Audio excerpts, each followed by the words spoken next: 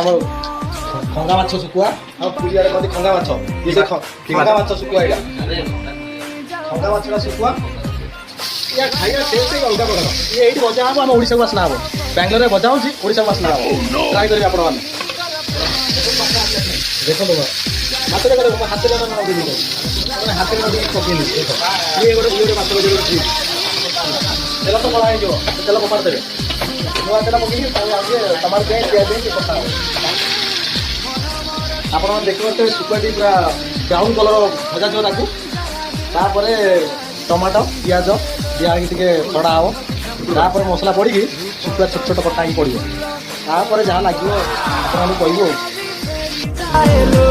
ओ चमक चमक छल्लो रूप तो जारी फूल तो रंग देखी फगुण भी फेरी जाए लो।